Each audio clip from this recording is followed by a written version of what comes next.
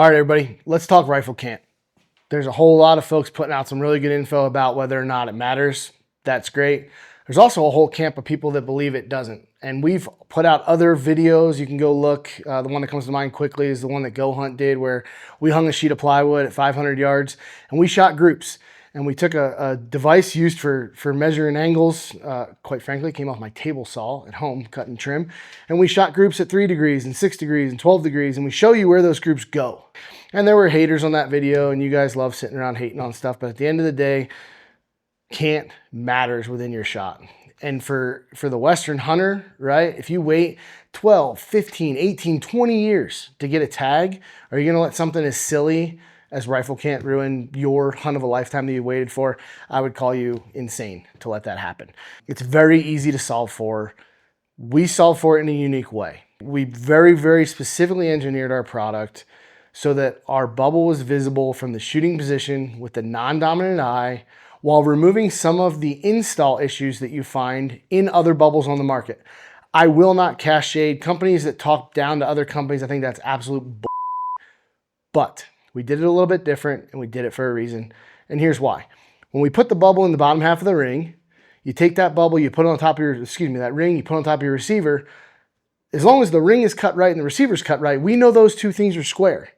And at that point, we know that we're winning. Now, all we have to do is properly torque, install a cap. The issue is with the bubbles that say clamp to a tube, while you're installing them and you're torquing it, you can negatively influence the bubble. If the bubbles say in the cap or any other way to mount it to the system that requires hardware, where it's not two metal surfaces touching each other that are meant to be square, well, then you can negatively influence that bubble while you're torquing that hardware, okay? So different take on it. We wanted the install to be easy. We wanted the bubble to be visible from the shooting position with the non-dominant eye without coming off the gun. Today we're gonna go out and we're gonna show you what happens when we lay the gun over again. We're gonna have a hit or a miss, okay? It's gonna be about the same size as the effective zone on a mule deer, and we're gonna do that at different distances, and we'll show you how much of an effect each degree of cant has on your shot. All right, everybody, we're out at the range here enjoying public land that no one sold recently. Little political poke. Senator Mike Lee, nobody likes you. Hey, we're gonna show the effects of rifle cant today. I brought this little measuring device. I use this when my wife has projects for me around the house that requires me cutting angles on my table saw. But it's a really good representation. It's gonna show you, we're gonna set it on top of the actual elevation turret, and we're gonna lay the gun over a couple degrees. We'll tell you what we're doing. This is a 16-inch 308. It's in an XLR chassis. It's a Defiance Action. It's a proof barrel. Okay, real quality setup. Vortex Razor LHT for the optic, and then obviously our RPM CLR rings, right, with the integrated bubble level. We're gonna shoot on a target. That target is just under 400 yards, and we're just gonna show you how much impact it can have if you don't just slow down a little bit, verify that your rifle is level before taking that shot, which again, we've touched on. I'm gonna keep hammering it home. Could be shot of a lifetime. Don't let something so simple as rifle cant ruin what you've been waiting for a whole lot of years. So let's take this thing to the ground and let's see how much effect this has. Something to keep in mind here when we're talking about all these numbers and distances and angles. When we were doing product development on these rings and placing the bubble, we reached out to an optometrist, and he told us that effectively your eye starts to find a problem in the entire equation at 3 degrees. So when we're on the tailgate talking, other videos you see me talk about, say an 8 to 9 inch miss at 400 yards, that's at 3 degrees. As we start getting into 6 and 9 degrees off, which anybody who's ever shot from a rock pile, shot downhill, shot uphill, stress, all the stuff, it's really not that hard to get yourself in a 5 or 6 degree scenario where the gun is off. With a 16-inch 308 at today's distances, that's a 10+ inch miss. So real important. Real simple to solve for, but let's see the impact on target, and that should help. Let me just get set up here, and a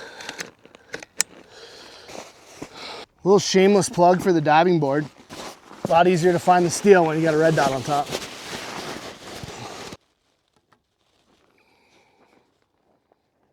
All right, so my bubble is directly between the lines, and I'm showing 0.1 degree.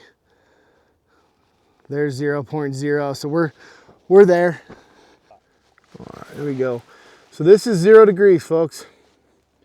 We're just gonna prove that we don't suck.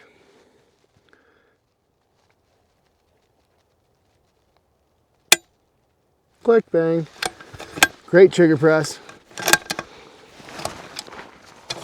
Let's try doing it with a round in the chamber this time, eh? Great trigger press though. All right, here we go. Bubbles between the lines.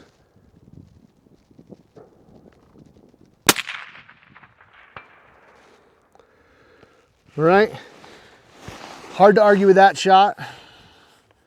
I'm holding on the neck and it is directly on the Adam's apple. Hopefully you can see that in the camera. I'm gonna lay this thing over a little bit.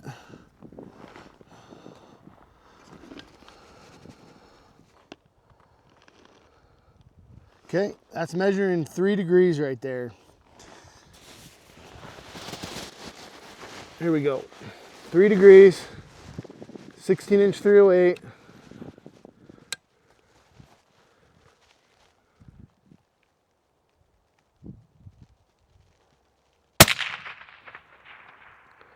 Just off the right ear.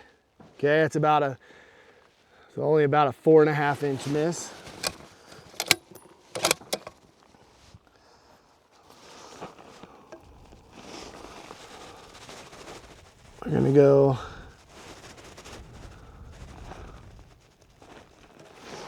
We're gonna go to 6. Here comes 6 degrees.